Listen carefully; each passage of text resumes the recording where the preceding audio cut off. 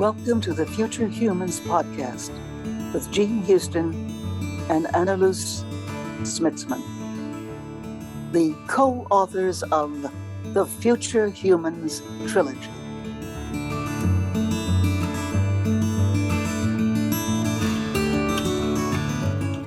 Hello, friends. Today we have the enormous pleasure of welcoming our dear friend, Lynne McTaggart. Lynne is internationally best-selling and award-winning author, journalist who for over 20 years has been examining the bridge between frontier science and spirituality. You know, Lynne is mainly known for the quality of her, and it's an extraordinary quality, narrative nonfiction, and the depth of her research, her inspirational teaching style, her uncompromising role as a new thought leader and spiritual change agent. Over the years, she has been variously called a metaphysical rock star, and my golly, God, she really is. She's been called the Madonna of the quantum world. It's so funny. The Malcolm Gladwell of the new science, and even the Dalai Lama. I'm sure he would have gotten a big kick over that one. She is consistently voted one of the world's top 100 spiritual leaders for her groundbreaking work with consciousness and the powers of thought. Now, in order to understand more about the, what should we say, the spiritual engineering behind the healing powers of thoughts, Lynne has organized rigorous scientific studies. One that I've been a part of for many years is called the intention experiments. And working with scientists at prestigious universities around the world, Lynne has been particularly interested in the power of group intention with its mirror effect, not only transforming recipients, but reflecting back on the senders. You know, as I say, I've been a member of one for years, and we have been stunned at how we spend Monday nights, and we have at least, probably about 20 people, but this is in a little town in Oregon, Ashland, Oregon, and each time we bring something from our lives or a friend's lives that really does need looking at, feeling about, reconstituting, remythologizing at a new level. And I would say that in, probably over 90% of the cases, change happens. Life changes. The unexpected and the inexplicable become possible. The intention experiment, which is now a great deal more than an experiment, isn't it, Lynne? It seems to me an extraordinary fact that is giving us radically new understandings of who and how and what we are in this world, that gives us hope for all the breakdowns that are happening around us and the breakthroughs that are coming in this new work of discovering who we are in relationship to the cosmos, the depths of ourselves, the divine intentions, and above all, as Dante said, l'amore che muove il sole e l'altre stelle, the love that moves the sun and all the stars. And she's also co-founder, editorial director of the health magazine, What Doctors Don't Tell You, now published in 15 languages worldwide. And Get Well, an international holistic health expo. Then is also a tireless campaigner for consumer rights in healthcare is much needed. So, dear Lynne, you've been on the frontier of the new science. How would you describe its fundamental difference from the mechanistic Newtonian sciences that many kids still learn at school, unfortunately? What are the major implications for children, for ourselves, for life itself of this new science? Great question, Jean, and thank you. I think I was very interested to see that your dog may not be agreeing with all of those accolades about me, but I'm glad that you and Anneloes do.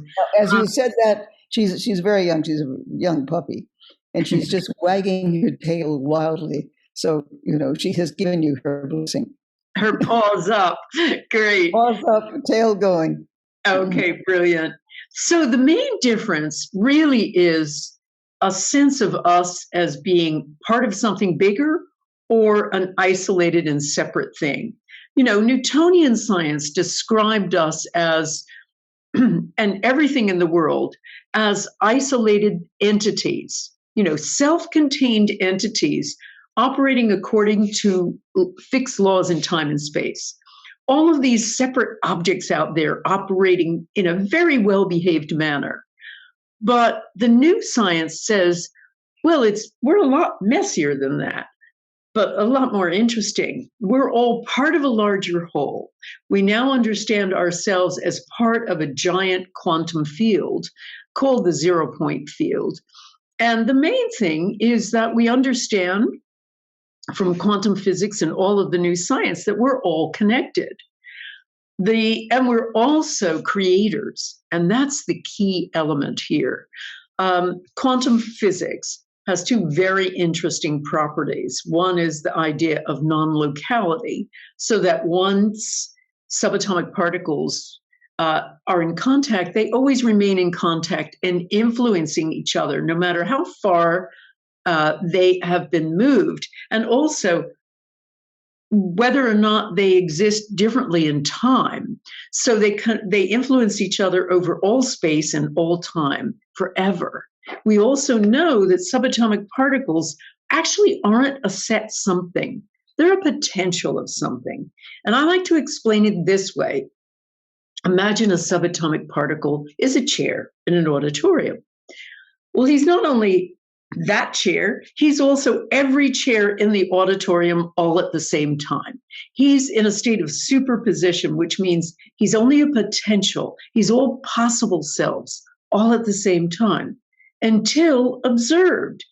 And that reduces him down to one particular state.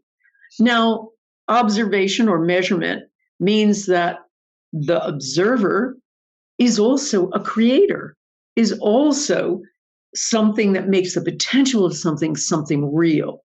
So besides that, and the whole prospect that we are creating our world at every moment, that we're all part of this giant energy field, that we're in contact with all information all at once.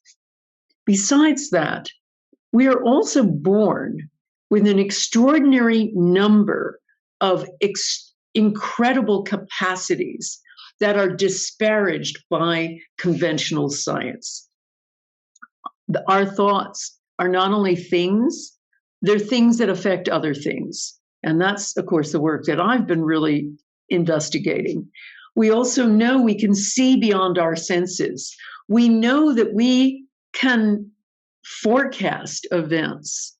The information about premonitions and the science about it is indisputable. We have the ability also to move beyond time, to go back and forth in time, work that's really interested me at the moment. So with all of these things, what I'm really talking about is we are far more than we're told. And current science diminishes our extraordinary capacities. Thank you so much. That is indeed profound and a really important shift right now, especially as we are faced with so many challenges. And we need to be able to tap into these capacities. And I'm really grateful for everything that you're doing for humanity to help us tap into this capacity. So I'd love to hear from you a little bit more about the intention experiment as well, and especially from this understanding that you just shared about our creative powers. And then also, what do you believe would be the most potent, transformative, evolutionary intention that we could really hold, all of us right now, everyone listening and watching, and not just once, but to really live into that? Oh, that's such a great question. Thank you. Wow. Okay, first of all, my intention experiments started out of curiosity. I have a background as an investigative reporter. I mean, when I was in my 20s, I was walking around with hidden tape recorders, and my first big project was busting international baby selling rings, lawyers who were involved in what is so-called gray market adoption. And that became my first book. So even as I moved into spirituality and science and the link between them, that sort of dogged investigative element in me has never left me. And so when people were talking about, The Secret and manifesting and all of these kinds of ideas, after I'd written my book, The Field, there was certainly a lot of evidence demonstrating that thoughts are not just things, they're things and energy that affect other things. So the investigative reporter in me was basically saying, well, how far can we take this? Are we talking about very subtle effects like, shifting a quantum particle, or are we talking about curing cancer with our thoughts? And I was also fascinated by the idea of what happens when lots of people have the same thought at the same time. Does that magnify the effect? So that's why I set up the intention experiment. I figured, well, by then, the field had been in 30 languages. So I figured, well, I've got lots of readers around the world, but I also know all of these scientists that I'd interviewed and had really tutored me in quantum physics, et cetera. So I thought if I put them together, I'd have the biggest global laboratory in the world. So that's what I did back in 2007. I wrote the book, The Intention Experiment, not only about the science of intention, but also as an invitation for people to come on to my website or what became later all kinds of broadcasts. And periodically I would run an intention experiment with a scientist who was skilled and schooled in consciousness research. And I wanted to use scientists from different prestigious universities, everything from Penn State to Princeton to University of California to University of Arizona and numerous ones in Europe, because I didn't want to be accused of bias. So that's what we've done. We've done everything from trying to make seeds grow faster, to purifying water, to lowering violence in war-torn or violent areas. Officially, the most violent place in America was one of them, in St. Louis, Missouri, to healing people of things like post-traumatic stress disorder. We've run 40 to date, and of those 40, 36 have shown measurable, positive, mostly significant effects. So to put that in context, there is no pharmaceutical drug out there with that kind of consistent track record. So that was interesting to me, and the power of these thoughts was really fascinating to me. But I've also discovered it doesn't, what most people think is, the more we have, the more people we have, the more powerful the effect. Not necessarily so. What I found when we did one experiment trying to make seeds grow faster, and we ran it 6 times from different locations with different sized audiences.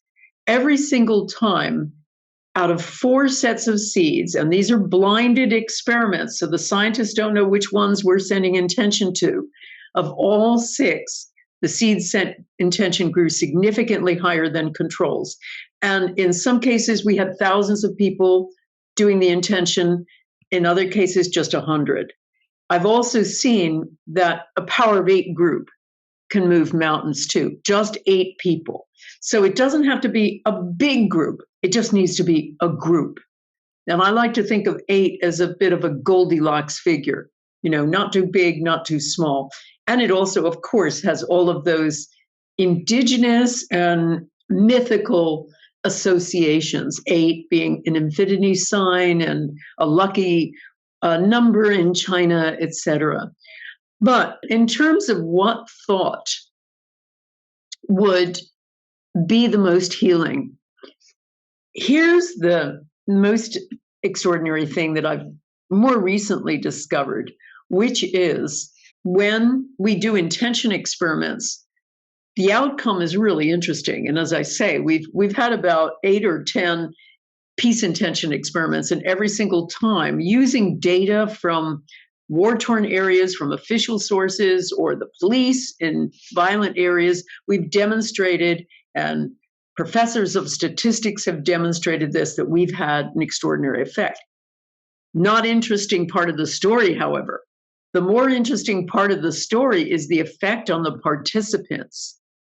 So when we've done intention experiments since 2008, I have surveyed the participants and asked them, well, how was that for you? And I started out doing so just to find out if people could get onto my internet site, because initially it was freezing and we had some challenges with it. And also said, how was that for you? Just to get some feedback. And back came the most extraordinary stuff. Like, I felt like I was part of a higher network.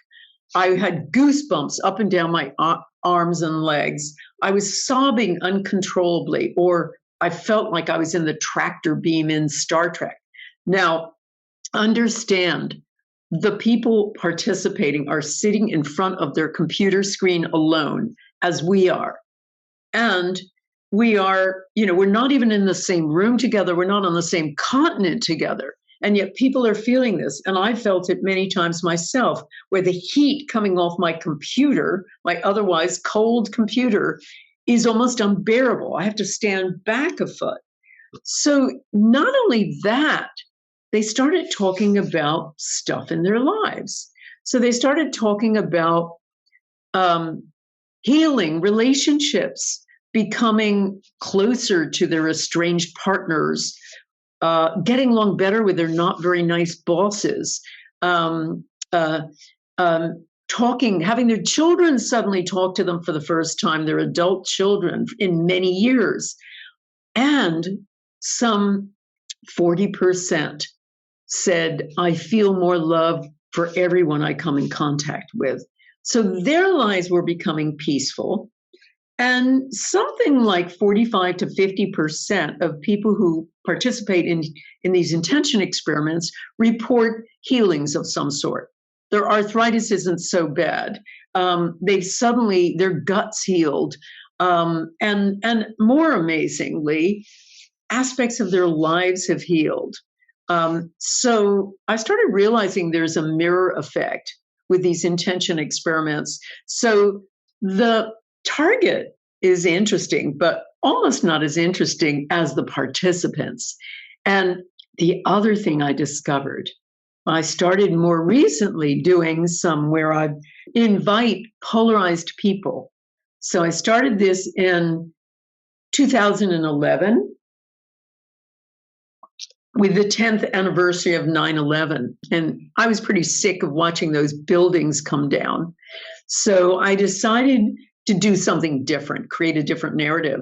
So I invited my Western participants, and then I also worked with a guy called Dr. Salah al-Rashid, who Jean knows very well, who is like the Deepak of the Middle East. And I asked him to bring along his Arab followers. And I've spoken there numerous times, so they knew me too. And so we got both sides together. We did an intention to heal, to lower violence in the two most southern provinces in Afghanistan, which were the center of the Taliban. And I got data out of a German general who was part of NATO, the heading up these combined forces. And indeed, the violence had gone down precipitously just in those two provinces. But much more interesting was what was happening between the participants. They were starting to Facebook each other, the Arabs and the Americans. They were starting to send love to each other. They were sending, your God is my God type of thing, all back and forth like this. And I was stunned by that. So some years later, I made a bigger intention experiment with Arabs and Jean was there when we did this. We had Arabs from 8 different Arab cities participating. And then the 9th auditorium, so it was a special setup I was using where we could put cameras into, I think, 10 different locations in total. So we had cameras in 8 different Arab cities, in conference rooms in 8 different Arab cities, in Kuwait and Jordan and Saudi Arabia, etc. And the 9th camera was put in an audience of Israeli Jews. And we did an intention to lower violence in a portion of Jerusalem that was experiencing a lot of violence. And once again, I mean, to try to set up this experiment, I had to be the go-between, because the Arabs refused to talk to the Israelis and the Israelis were refusing to talk to the Arabs, and everybody was pissed off at everybody else. And as one Arab told me, I've never even seen a Jew before. We are taught, we grow up and we're taught that they have horns growing out of their heads. So we do this experiment. Afterward, I'm talking to each of the audiences, because I can talk to each one, they can talk to me, they can talk to each other. And they started saying, once again, your God is my God. We love you, sister. They were sending love to each other. It was a big love fest. Everybody was crying, et cetera, et cetera. So I started recognizing that these intention experiments also help the heart to leap across the fence. So for me, that's a long-winded answer to your question, Anneloes. I think the more important thing is it's not the intention, it's the bringing together of polarized people. That is the power here to heal the world. And I started looking into why. And I found the answer through Dr. Dacher Keltner from the University of California at Berkeley, a psychologist, who did a study with students, showing them sets of pictures, putting them into 2 groups, showing them sets of pictures. One group were shown pictures of the world's victims, and the other group, starving children. The other group were shown pictures designed to elicit pride, like the football team at Berkeley beating Stanford University's football team, their greatest rivals, or the picture of the campus, all those kinds of things. So afterward, Keltner then showed them other photos of people, all kinds of disparate people. The people who had been shown the pictures of the world's victims identified more closely with people not like them. If they were Democrats, they identified with Republicans. They identified with the homeless. They identified with prisoners. The people who were shown pictures designed to elicit pride felt closer and identified more with doctors, lawyers, wealthy financiers, the people they were going to become. So it's all down to the vagus nerve, the biggest nerve in the body. And here's the key piece. When we are activated to do something altruistic, it activates that vagus nerve, the third part of the vagus nerve that gets us past fight or flight and all of those things where we shrink, and allows us to connect with other people. And that is what is powerful here, connection with other people, whether it's 8 or 8 million. And that helps the heart leap across the fence. I mean, that is extraordinary, my friend. And it seems to me that your life has been one long series of aha, aha, aha, aha, aha, aha. And that you have become also with this extraordinary dialectic in your life between doing, frankly, world-observing and world-changing experiments, but at the same time being so aware of the subtle energies of thoughts, so that you have these massive deep seeings. And quite frankly, as a person who is deeply interested in how do we begin to resolve the enormous numbers of crises in our time, when a world is trying to come together and not doing a very good job of it. And yet it seems that the source fountain of the shifts is the subtle energies of thought. Is that not so? How do you deal? Go ahead. No, it totally is. It totally is, because we have to recognize, I always like to say we're all leaky buckets. because we have to understand that we have energy. We are emitting energy all of the time, as you two know ever so well. And one of those energies is thoughts. And so we are essentially leaking into other people and things at every moment. And the big mistake people make with intention is to think, oh, so I'll do my intention first thing in the morning. I do my meditation, I do my prayers, I do my intention, and that'll be the only thing the universe hears. But every thought we have, every bit of flotsam and jetsam going through our heads, and we've got 70,000 of them a day, every single one, every mendacious thought we have, every last mendacious thought, that also is an intention. And collectively, it becomes your life's intention. So people aren't very conscious of what they're thinking all the time and conscious of how destructive their thinking is all the time, particularly to themselves. Because, I work with my students and say, okay, keep a record of what you're thinking as much as you can this week. And they're all shocked at how horrendous their thinking is, and what they're beaming out to the world all the time. So I think that, the subtleties of thought are a great deal of what is creating this mess we now have. I mean, the other thing is, of course, we are living according to the wrong story. Getting back to what you all have been talking about, this story, because besides the Newtonian limitations that we talked about earlier, the other problem is the Darwinian limitations, that we have been defined as life is struggle. We have been defined as there just ain't enough to go around, and so life must proceed through struggle. And it has to be I win, you lose. It has to be I take it first. And that's the only way to live. It's a struggle. That's our leitmotif, a struggle for survival. And so that's informed every one of the societal structures we've created.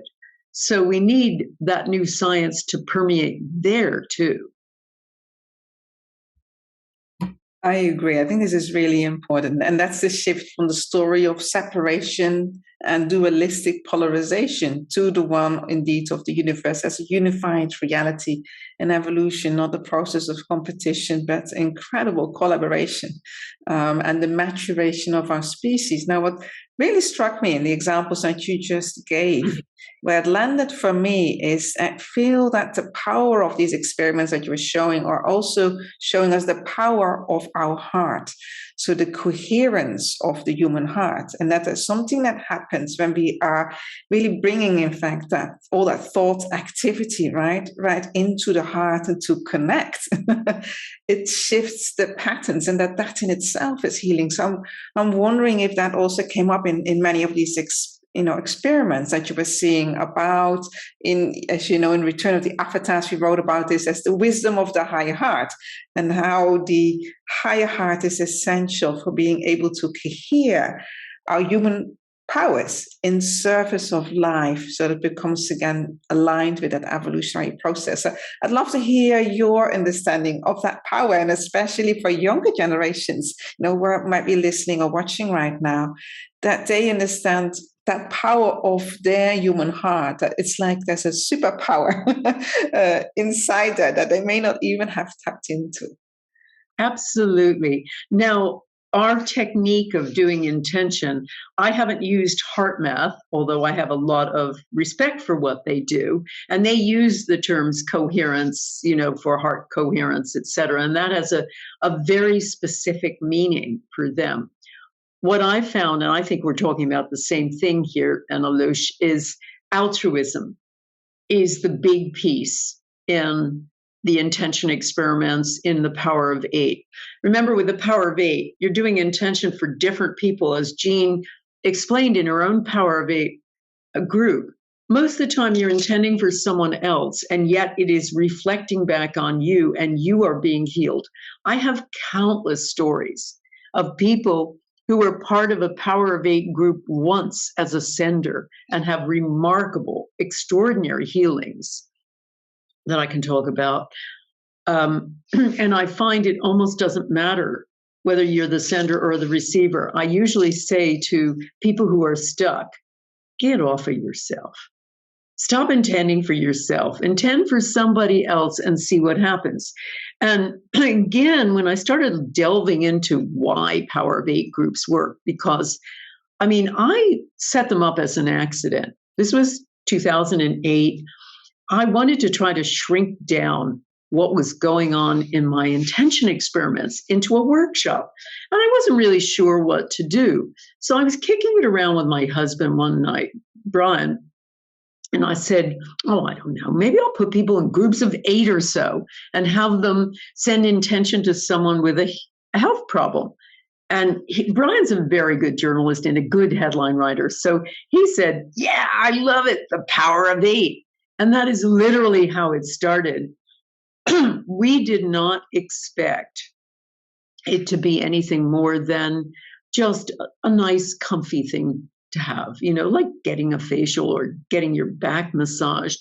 And we were astonished in that first workshop when we had somebody with arthritis walking normally the next day who had really been limping, somebody else with bad digestive problems, having that healed, somebody else with depression saying that was lifted, somebody else with cataract saying it was 80% better. And it shocked us, it frightened us. And it's probably why it took me 10 years to get up the courage to finally publish the book, The Power of Eight, after trying to understand it. And one of the things that I realized as I started studying was the power of altruism. I mean, altruism is totally like a bulletproof vest. People, the science shows, people who do things for other people live longer, happier, healthier lives. There's no question. If you're ill with a condition and you help somebody else with the same condition, you're more likely to get better. And so it goes. I mean, it's just extraordinary, the evidence for community and help and the power of altruism. So that combined with our need for community, we have fundamental human need for community. Think about every aspect of modern life is kind of predicated on solitary, competitive individualism. And so everything about the way we live now is the way we shouldn't be living. So I think altruism is bringing back, a Power of Eight group is reminding people of why it's so important to be in a community, and also why it's so important to give, and that you're going to get many times over when you give. So I think that's the real centerpiece of my work. That and I think oneness, because we did some brainwave studies. I worked with Life University, which is the biggest and most prestigious chiropractic university in the world. They were kind of intrigued by Power of Eight groups, so they put their neuroscience team at my disposal, which was brilliant. And we got student volunteers, and we put an EEG cap on one member of each group, a sender each time. And we expected the brainwaves to come out of that to look just like meditation. They looked nothing like meditation. We were shocked. They looked almost identical to the brainwave signatures recorded by Dr. Andrew Newberg at the University of Pennsylvania, studying Buddhist monks during ecstatic prayer or Sufi masters during chanting. Parts of the brain involved in separation, so the parietal lobes, which sit right back here and help us navigate through space and tell us, this is me, this is not me, they were turned way down. And so were parts of the brain in the right frontal lobes involved with negativity, doubt, all of those things dialed way down, and other parts as well. And there was a lowering of brain activity, not an increase as there is in meditation in certain brain waves. So these were people in a state of ecstatic oneness, essentially. And really, the separation between them was dissolving. And that's what we see. That's what is reported all the time. So I think the oneness piece is really important for our future evolution, too, because we don't get to live. We all talk about we're all one, and we all talk about, we're all part of this giant field, but nothing in our lives supports that. We don't live that way. We live in isolation, in separation. And so this is a little moment where you can transcend that. Wonderful. Talking about transcendence, what about the transcendence of time? When I was 18, 19, I had a terrible hobby. I jumped out of planes with a parachute. It was only $5 a jump in those days. In New Jersey. And one day I jumped and I pulled my ripcord and nothing happened. And I pulled and pulled again. Still more, nothing happened. But then life shifted and my whole life went by at its own natural time. Now, not every little pork chop and Hershey bar, but it was the significant incidents of my life. And then either the chute opened or we're having a conversation in paradise now. Now, we do know quantum physics saying that time past, time future, time present are simultaneous in ways that is very hard for us with our arrow of time notion to understand. And I know that you have been doing some very, very interesting experiments on time reversal, the power of our future selves, Mm-hmm. and even the power of our future or present selves influencing our past selves. So, for example, as you know, I've been doing a series in which I will take people back to not a major, but a minor incident in their past. For example, for a teacher saying, you have no talent for art, just go read, during that class. And they go back and you turn the story. Oh, well, now, Alice, what a wonderful, so much talent, a fat person who looks like a house. Keep at it. And Alice then, who is now 42 years old, goes back to art school. And within 2 years, she's having her own showing. These little simple shifts in past, and as we will see in future, can remarkably change our lives and certainly our present. So you've been doing these experiments on time reversal Mm-hmm. and the power of the future selves, which is something that Anneloes and I've been writing about in our book, especially The Return of the Avatar. Can you share some of the experiments about the power of our future selves what you've learned from them? Absolutely. I've been doing a lot of work on retro intention as well, and also on future intention as well, and the future affecting the past. There is an enormous body of evidence, on scientific evidence, on retro intention, of people doing intention in front of REG machines, random event generators. Mm-hmm. Princeton University did this. After they'd run, and they'd found they still had an influence on these machines. They also found they did remote viewing experiments, and most of their remote viewing experiments were done like this. There'd be a remote viewer in the lab, and he'd have a traveling partner, somebody he didn't really know, who'd been just another student. So the traveling partner would be given an envelope, and it would be his destination. The remote viewer would not know what the destination was. And the traveling partner, once he found it, would have to go there. And it'd be anywhere from around the block to, 3,000 miles away or whatever. And it would be a specific place, like a museum or a train station or whatever. And the remote viewer would have to, meanwhile, as his partner went there, once he got there, he would have to draw and describe where his partner was. And they had enormous success with that. But then they decided to make it more interesting. They would ask the remote viewer to draw and describe where his partner was going, before the partner even picked the envelope, even knew where he was going, even chose where he was going.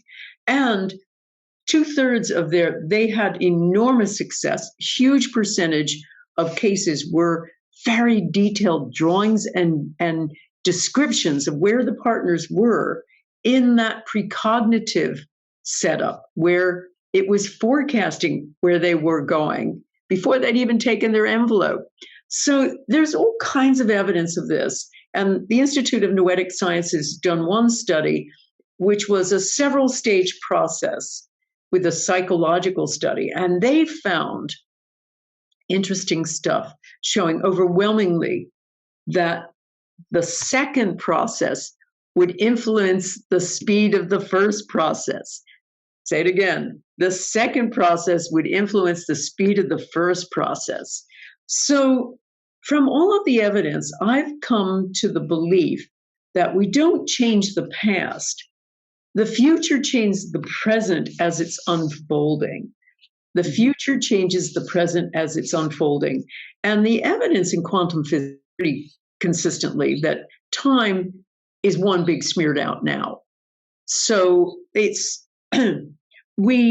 it doesn't mean that everything is deterministic, and so that everything that is going to happen will happen as it plays out. But what it means is much more. There is a time that is now. It's not linear. It's not even relative, as Einstein said. It's just all now, and that it is a quantum process like everything else, subject to creation, the creation of an observer. So we've done things where what I work on mostly is the emotional experience of the past, bringing people back and changing their power, essentially.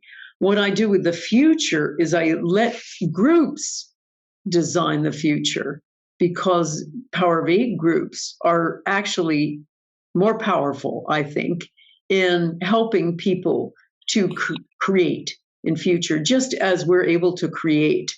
So time is very elastic, and we can use it as creators too. We have to just get past the idea that time is linear, and certainly no good quantum physicist worth his salt will say there's any such thing as linear time. Are you putting this in your new book? I am probably, I'm planning to do some more work in that. Yeah. Really looking forward to it. Thank you. And it gives me all kinds of new experiments for my intention circle group. Great. Good. Yeah. So it's, we have to just get past the story we've been told is the bottom line, and really understand and absorb the implications of the new story about our own capacity as humans to create. So when you talk about, well, what do we need to do? We need to start small. We need to start small, which is why I like the idea of groups, because starting to try to do something huge never seems to work when there are big changes in human history. Famous Margaret Mead comment about her quote about, it's the only thing that ever does. Thank you. We need to start small with just small groups, recognizing the power we have, the very difference, the thing that we really are and not what we've been told. And once people start recognizing that, then they can start bringing it out to the world. But I think we have to be quietly subversive. And that's the way we're going to do it. That's beautiful. And I want to ask you a very personal question on that, because I can imagine that as you are going through these discoveries and working with people, your own development is stimulated by this as well, right? And also the very time in which we are right now is awakening, as Jean always saying, these latent capacities as well. So what's kind of an emerging new power or awareness or capacity from you that is coming forth right now, also in response to the time that we're in and as part of your purpose for this time? That's a great question. I mean, what I've noticed through all of my time, particularly once I started working on this, which was, I guess, in the mid-90s, I started getting very interested in this whole area of science and spirituality. I noticed I could count on the universe. Whenever there were hard times, I knew that just holding that belief and intention, things would happen. And truly things did. I remember a few times when, well, we needed more money and suddenly something would appear, a book project we didn't expect. I remember somebody very helpfully plagiarized one of my books, and that paid for a bunch of different things. And I've noticed that all the way through the time of my life, is that the angels are there. And so I really have learned to trust the process on a very personal level. On a kind of more global level of responsibility, I feel huge responsibility now to do something.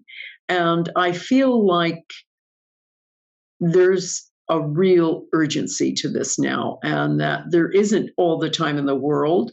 And we need to do something. And so that's been a big source of interest in mine, is trying to do something together. I think my big contribution can be intention experiments demonstrating the power of them, this collective altruistic endeavor, only 10 minutes, to bring warring parties together. And I know that's certainly something that needs to happen, say, in places like America.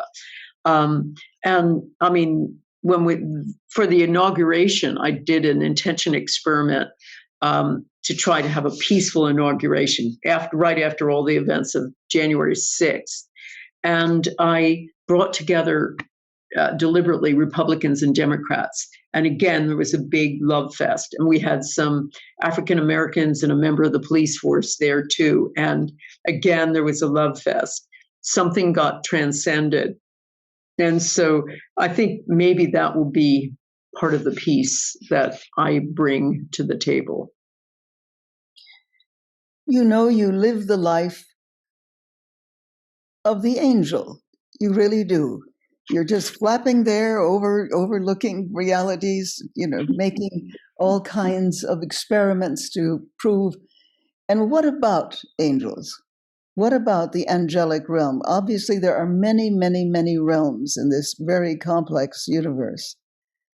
Do you believe in, or do you not even believe? Do you explore the angelic reality as coextensive with our own and part of the larger ecology of the cosmos?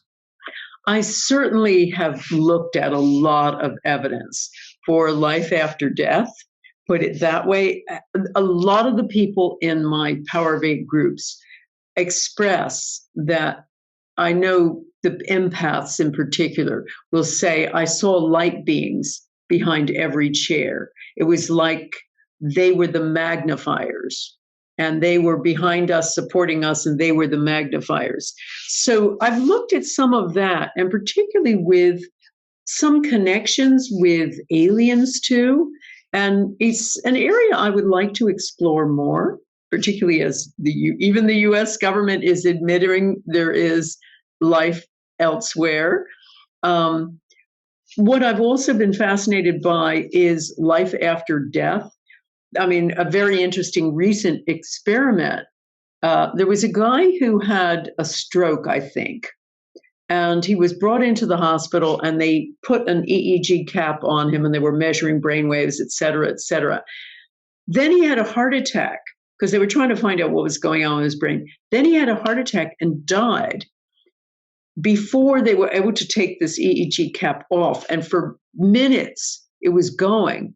and it was demonstrating huge brainwave activity going on and at very fast frequencies, a preponderance of gamma waves. And that is the fastest brain waves when we are really, trying to dig through memory, when we're trying to have flashes, when we have flashes of insight, all of that. They saw this preponderance of gamma waves. And it convinced the scientists that this guy was going through a life review because he was going through his evidence so carefully and focus in such a focused way. But also there's so much other evidence with random event generators, with equipment, Russian equipment that measures the tiny light coming out of human beings, that all of this carries on for a long time when somebody is making a transition. So not just before they die, but after they die. And that plus so much evidence of people like Dr. Gary Schwartz who have done afterlife experiments convinces me that consciousness doesn't die. That we just decouple from our body and then move into a different place. But consciousness itself doesn't die. And that is a message, I think, of profound hope right now. Also, again, especially for the younger ones. So as we are coming to the end, I see, of our podcast now, would you have a message for the young ones who are listening or watching, or maybe even years after we are broadcasting this, to give them hope and strength in their humanity? Absolutely.